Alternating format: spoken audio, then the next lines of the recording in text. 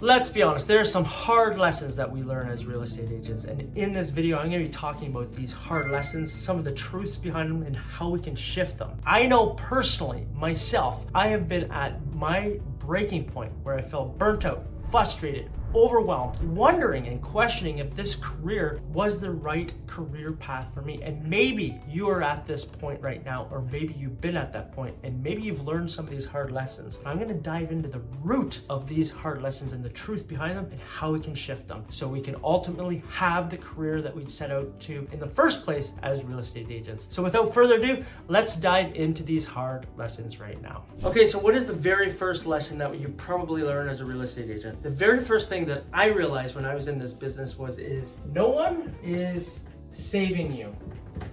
What does that mean? No one is saving you. Look, at the end of the day, it's a you versus you battle. There's nobody coming to save you. Your broker record's not going to save you. The market's not going to save you. Your colleagues aren't going to save you. It's all up to you. It's a you versus you game. You are the root of all of this. You are the decision maker. You ultimately decide where you would like your business to go. You decide the effort that you like to put in your business. You decide the value that you like to put into your business. You make all those decisions. There's no pity party here. It's you versus you, and no one's going to help you. If you don't take action on things, nothing is ultimately going to happen. And that's why I like to say, how do you shift this? Well, it ultimately, what I like to just write down is it reveals you.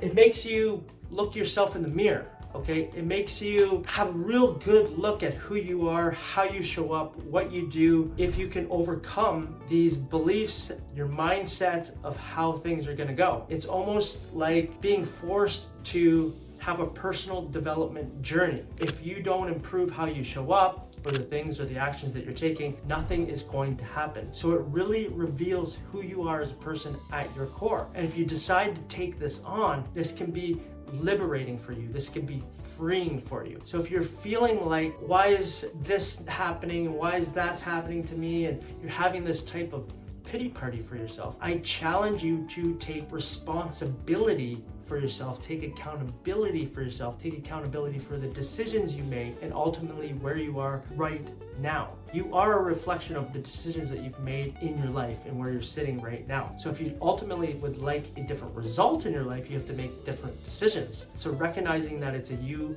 versus you game, and you have to take responsibility for yourself, and it reveals who you are. It reveals your shortcomings. You're not good at certain things, and it reveals that. You're not good at maybe taking action. You're maybe not good at making decisions. Maybe you're not good at reaching out to people. It reveals you, and it revealed a lot of things about myself when I first got in the business. When I first got into the business, I didn't even want to put my face on a sign. I didn't want people to know who I was. I kind of wanted to be this underground real estate agent. A lot of insecurities that I felt, like not being good enough, not being smart enough, I'm not stupid, I'm never going to be able to get business. All these limiting beliefs started to reveal themselves as I had to put myself out there more. And if you're coming from a different career, or you're coming from something that wasn't related to real estate, and you're jumping into this, and this is like your first go at a you business, you're a solopreneur in real estate, right? It's dependent on you. It reveals a lot of things and insecurities and beliefs that you have and mindset that you have around yourself and around your environment. So this is why we want to take responsibility for that and start to look at those components of ourselves so we can ultimately change them.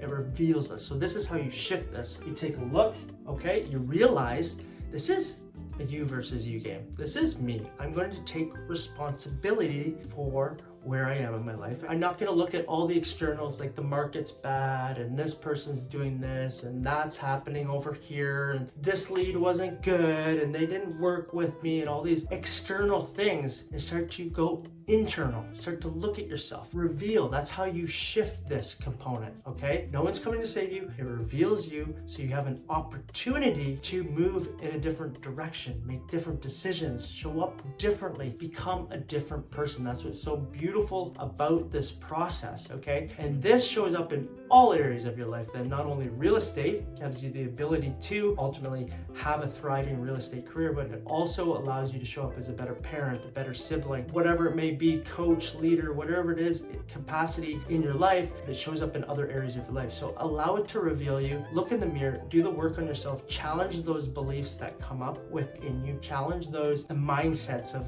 like I had to with, I'm not good enough, I'm not smart aware enough and start to take a look at the narratives that are showing up. So that is the number one thing. I think that's a hard truth that when we dive into a entrepreneurial endeavor, and maybe we haven't before, this is like a smack in the face. This is a personal development journey at the end of the day. It's about the process and who we become in the process. So really embrace this, and this will change your mindset. This will change your life, your entire life. Take responsibility. No one's coming to save you. Number 2 is rejection.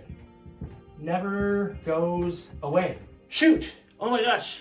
Rejection never goes away. I think as human beings, we don't like to be rejected. We want to be people that like us. We want to be this nice person. We want to be accepted in our group. It's just our humanity showing up, okay? That's like a natural thing. We don't want to be rejected. But guess what? If you're an entrepreneur, failure is part of the process. So what I like to say is, how do you shift this, okay? You have to get over yourself.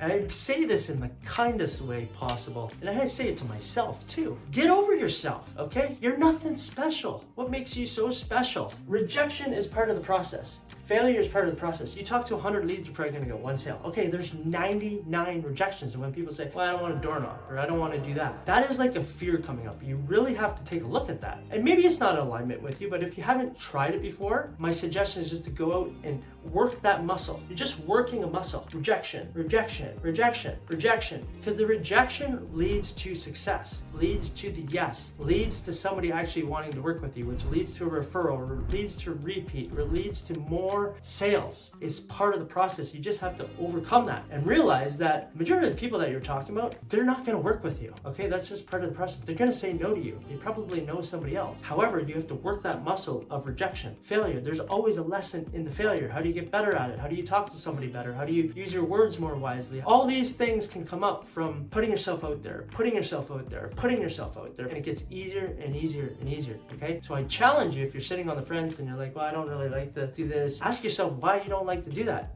Maybe it's because you have a fear around that. When I first got into this business, I'll tell you a little bit story too. I had a really big fear of speaking in front of people. I had anxiety, I would sweat. I did not want to talk to anybody. And the reason behind that was when I was in Sunday school class, when I was 10 years old, the Bible came around for me to read, and I stumbled my words and I was stuttering.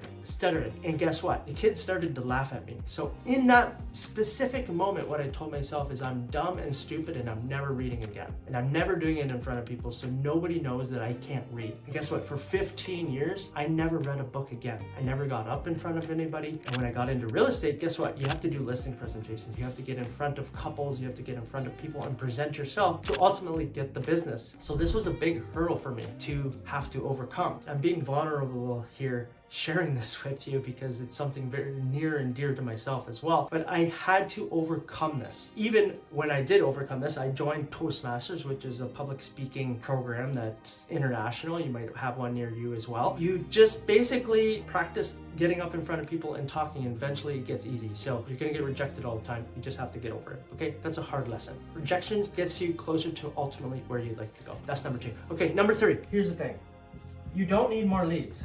And you say, what? Yeah, I'm gonna say you don't need more leads. Here's a hard lesson that I learned. When I first got into business, I was doing everything. I was chasing every lead. I was following up with everybody. You don't need every lead. Not everybody is in alignment to work with you. My suggestion would be, to overcome this, is you need better systems. Why do you need better systems? Better systems will allow you to see which leads are in alignment with you, and you'll be able to get higher intent leads, and there's systems to do this. And so you're not chasing cold leads constantly, because cold leads, as I've mentioned in other videos, is like pushing a boulder up a hill. It's very challenging to do over time. And if you're doing something that's not in alignment with who you are, your core values, and when you don't consistently do something, you don't see the results. So you want to do something that's in alignment with you, ultimately will lead to you getting better leads, which you don't have to work with every leads. Now, basically for me with listing presentation, I break it into 2 presentations now. It's where I'm interviewing them in the first part before I actually give them a number on what their house is worth, to see if I'm actually in alignment with them. Have a look at the leads that you're following up with and seeing if you're chasing them, pushing them, pulling them, interrupting them, and see if you are actually have good systems in place to overcome this. You don't need to be working with every lead. Trust me, not all leads are the same, and there's higher intent content leads out there. You can work with less leads and actually make more GCI. So when I first got into the business, I was chasing every lead, and plus me, it led to burnout for me. So that's number 3. That was a hard lesson that I learned. I was chasing everything, seeing a dollar sign on everybody's forehead. It just didn't work. Maybe you've been there, you've had a client that's not in alignment with you. Man, oh man, it makes your life completely painful. And I'd like to add a bonus lesson in here before we go on this video. You could be nice and hardworking and still get no results in this business. And you might be at that point where like, I'm a nice person. I don't get it. I work really hard. I put in the time. I do this. I listen to what my colleagues tell me. I listen to what my broker record tell me. And I'm still not getting the results that I would like to create in this business. And I don't get it. I've been working at it for years. Guess what? Being nice and hardworking doesn't get you results in this business, okay? What actually gets you results in this business to overcome this is becoming more valuable. How do you become more valuable? You have to become a more valuable driven real estate agent. You have to be giving more. You have to be working on yourself, which leads back to revealing yourself and working on yourself and your shortcomings and your insecurities and overcoming those. Taking a look at your market and say, what do homeowners actually want? What do they actually need? And giving lead magnets, giving training. You have to become more valuable. And when you become more valuable in the marketplace, guess what? You differentiate yourself as a real estate agent, as a human being, as a parent, any area of your life. When you become more valuable. How do you become more valuable? Again, reading books, educating yourself, working on yourself, creating things that are valuable to your avatar, your ideal client. Look at what they're looking for. Create videos around what they're looking for, content around what they're looking for. Help them. Whether they work with you or not, it's about giving, creating more value in the marketplace, and guess what? You'll be seen as more valuable. And that's how you overcome being nice and hardworking. Nice and hardworking doesn't equate to sales. Becoming valuable in the marketplace becomes more in alignment with people that they'll ultimately work with you. And it builds trust, rapport, positions you as an expert. There's so many beneficial ways when you become more valuable in the marketplace. These are some hard lessons that I have learned in my real estate career. If you felt any of these hard lessons, start to shift them in the other direction. Shift how you think about them. Change your mindset around them, and I ultimately will lead to a more fulfilling career. And when you're in alignment and you're having a more fulfilling career, guess what? Your GCI, your income, all that stuff is going to go up. If you enjoyed this video, subscribe to the channel. It incentivizes me to continue to shoot videos like this and share some of the lessons that I've learned, share marketing hacks, share systems, so you can ultimately create a 6-figure business and beyond. If you'd like to learn a little bit more about value-based marketing, which I talk about all the time, you want to differentiate yourself, watch this video here. I'm Nick Doherty, and I look forward to seeing you on the next video. Bye for now.